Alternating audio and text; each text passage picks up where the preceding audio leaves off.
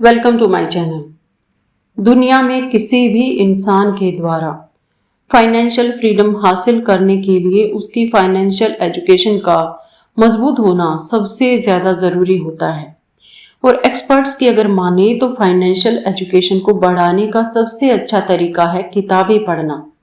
और यही वजह है कि दुनिया में बहुत सी किताबें इस टॉपिक के ऊपर लिखी जाती हैं और अमेरिकन लेखक रॉबर्ट कियोसाकी के द्वारा लिखी गई रिच डैड और पुअर डैड नाम की किताब भी दुनिया के उन्हीं किताबों में से एक है जिसे बहुत से लोग लाइफ में अपना गोल अचीव करने और कामयाबी हासिल करने के लिए पढ़ते हैं।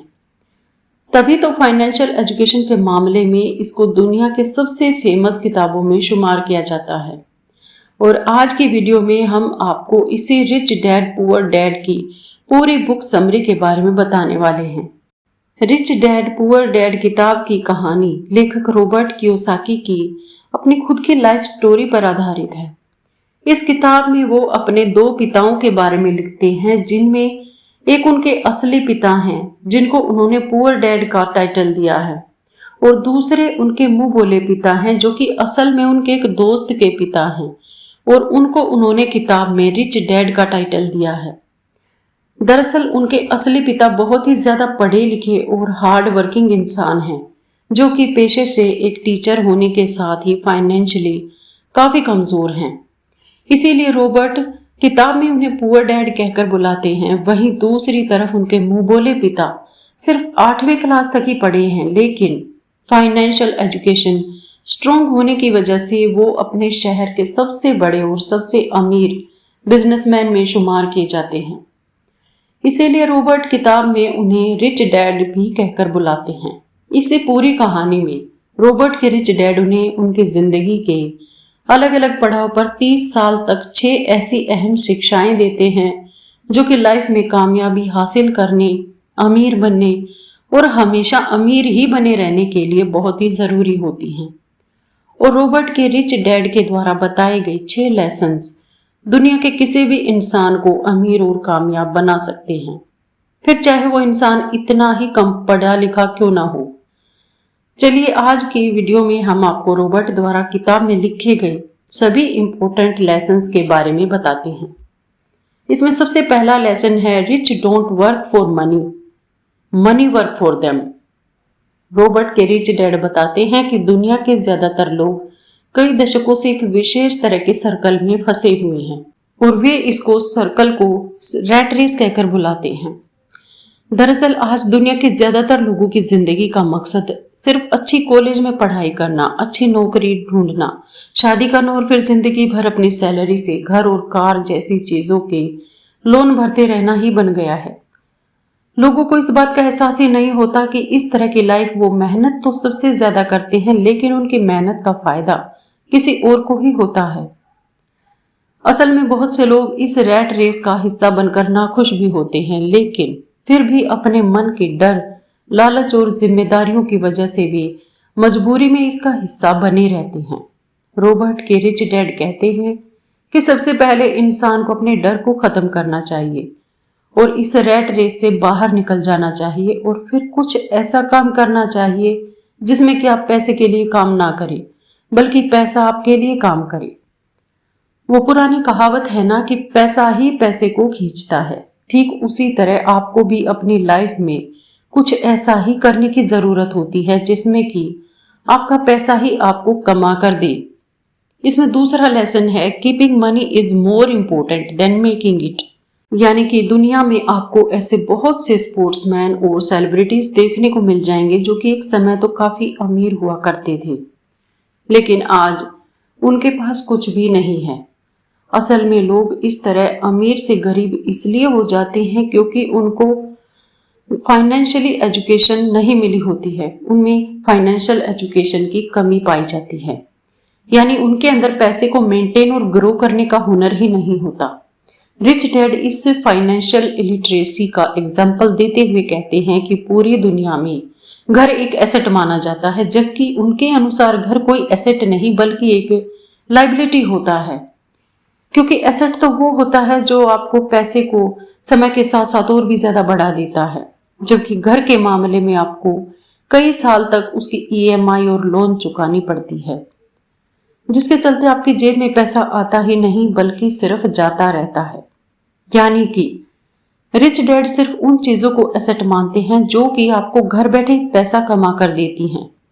वे कहते हैं कि अमीर बनने के लिए सिर्फ पैसा कमाना ही काफी नहीं होता, बल्कि पैसे को कमा कर उसको मेंटेन और ग्रो कैसे किया जाए ये सीखना सबसे ज्यादा इंपॉर्टेंट होता है। इसमें तीसरा लेसन है get in your business along with your job. दुनिया में जब किसी इंसान को उसकी पसंदीदा जॉब मिलती है तो वो पूरी जिंदगी उसी को करने का मन बना लेता है और फिर बिना कुछ सोचे समझे अपनी पूरी लाइफ वो उसी जॉब को करने में बिता देता है। रिच डैड कहते हैं कि दुनिया का कोई भी इंसान अगर चाहे तो अपनी जॉब के साथ ही कोई दूसरा काम भी कर सकता है और बिना अपनी जॉब को छोड़े वो एक नए बिजनेस एम्पायर का किंग भी बन सकता है। अब इस बात को समझने के लिए हम दुनिया की सबसे बड़ी फास्ट फूड चेन मैकडोनाल्ड के फाउंडर रे क्रोक का एग्जाम्पल ले सकते हैं। अगर हम लोगों में से किसी से भी ये सवाल पूछा जाए कि रे क्रोक किस बिजनेस से पैसा कमाते हैं तो फिर हम लोगों में से सभी का यही जवाब होगा कि फास्ट फूड बिजनेस से। लेकिन असल में रे क्रोक का मुख्य बिजनेस फास्ट फूड नहीं बल्कि रियल एस्टेट है, क्योंकि मैकडोनाल्ड के बिजनेस को बड़ा करते करते वो आज पूरी दुनिया के अंदर सबसे बड़े रियल एस्टेट ओनर बन चुके हैं। यानी कि फास्ट फूड बिजनेस करते करते ही उन्होंने रियल एस्टेट का एक ऐसा एम्पायर खड़ा कर दिया जो कि आज उन्हें सच में अमीर बनाता है। इसी तरह से एक आम आदमी अपनी जॉब को करने के साथ ही कुछ ऐसे एसेट्स और सोर्स ऑफ इनकम क्रिएट कर सकता है जो कि उसको पैसे भी कमा कर दे। इसके लिए राइटर के द्वारा कुछ एग्जाम्पल भी दिए गए हैं, जिसमें कि बिजनेस शुरू करना, स्टॉक मार्केट में इन्वेस्ट करना और रियल एस्टेट में पैसा लगाना, मुनाफा देने वाली प्रॉपर्टी को भी खरीदना शामिल है। इनमें से कोई भी एक तरीका अपनाकर आप अपने लिए एक नई सोर्स ऑफ इनकम बना सकते हैं। यहाँ तक कि रिच डैड तो हर एक व्यक्ति को ऐसा करने की सलाह देते हैं, क्योंकि ऐसा करने पर ही इंसान सच में अमीर बनता है। अब बात करते हैं लेसन नंबर 4 की, the history of taxes and power of corporations. इस लेसन में रिच डैड टैक्स की हिस्ट्री बताते हुए ये कहते हैं कि टैक्स असल में अमीर और गरीब के बीच मौजूद फर्क को खत्म करने के लिए बनाया गया सिस्टम था। शुरुआत में सिर्फ अमीर लोगों पर ही टैक्स लगता था और फिर टैक्स के उन पैसों को गरीबों की सुविधाओं में खर्च किया जाता था। लेकिन समय के साथ धीरे धीरे मिडिल और अपर मिडिल क्लास पर भी टैक्स लगना शुरू हो गया और आज की अगर बात करें तो ये मामला पूरी तरह से उल्टा हो चुका है, क्योंकि आज अमीर लोग अपने दिमाग और चालाकी का इस्तेमाल करके खुद को टैक्स देने से बचा लेते हैं और सरकार के खाते में जो सबसे ज्यादा टैक्स जमा होता है वो मिडिल और अपर मिडिल क्लास के द्वारा ही जमा किया जाता है। बड़े बड़े अमीर बिजनेसमैन और उद्योगपति पहले पैसा कमाते हैं, फिर अपनी सभी जरूरत और ख्वाहिशों को पूरा करने के लिए बहुत पैसे को खर्च करते हैं और लास्ट में अगर कुछ बचता है तो उस पैसे से वे टैक्स भरते हैं। जबकि वहीं मिडिल और अपर मिडिल क्लास के लोग पैसा कमाने के साथ ही टैक्स भी भरते हैं और फिर अंत में जो कुछ बचता है उसको वो अपने ऊपर खर्च करते हैं। अब है लेसन नंबर 5, जिसका नाम है the rich invent money. Jeff Bezos, Bill Gates, Mark Zuckerberg, Elon Musk और भारत की अगर बात करें तो धीरू भाई अंबानी, शिव नाडर और अजीज प्रेम जी, ये कुछ ऐसे नाम हैं जो कि दुनिया के अंदर ऐसा बिजनेस या फिर कहीं की ऐसा आइडिया लेकर आए जिनके बारे में इनसे पहले किसी ने भी नहीं सोचा था और अपने उसी रिवॉल्यूशनरी आइडिया से इन लोगों ने पैसे को इन्वेंट किया है। इससे पहले कि मार्केट में मौजूद किसी भी अवसर को कोई और व्यक्ति ढूंढ पाता, इन लोगों ने उस अवसर को खोजा और उस पर तुरंत ही एक्शन लिया।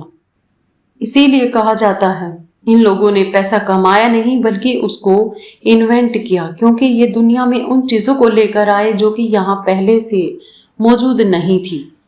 इसी तरह आपको भी सिर्फ पैसा कमाने के बारे में नहीं बल्कि पैसे को इन्वेंट करने के बारे में सोचना चाहिए। अब है लेसन नंबर 6, जिसका नाम है rich learns all the time and know how to sell their ideas. America में न जाने कितने ऐसे लोग मौजूद हैं जो कि मैकडोनाल्ड के ही प्राइस में उससे कहीं ज्यादा बेहतर बर्गर बनाकर बेचते हैं। लेकिन आपने किसी प्रोडक्ट या आइडिया को बड़े स्तर पर किसी तरह से बेचा जाता है, उसकी समझ हर एक इंसान को नहीं होती, तभी तो वो मैकडोनल्ड से अच्छा बर्गर बनाने के बावजूद भी उसको एक लिमिटेड एरिया या फिर लिमिटेड क्वांटिटीज में ही बेच पाते हैं, जबकि मैकडोनल्ड पूरी दुनिया के अंदर बिना किसी लिमिट के अपने बर्गर को बेचता है। असल में इस लास्ट लेसन के जरिए राइटर हमें ये समझाते हैं कि अमीर इंसान कभी भी नई चीजों और नए स्किल्स को सीखना बंद नहीं करता, और इसी आदत की वजह से ही उसको हमेशा ये पता होता है कि अपने प्रोडक्ट या अपने आइडिया को दुनिया में बड़े लेवल पर किस तरह से बेचा जाता है। आज की वीडियो में इतना ही। मिलते हैं अगली वीडियो में एक नए विषय के साथ। तब तक के लिए खुश रहें। Thanks for watching. अगर वीडियोज अच्छी लगे तो प्लीज चैनल को सब्सक्राइब करना ना भूलें। Thank you.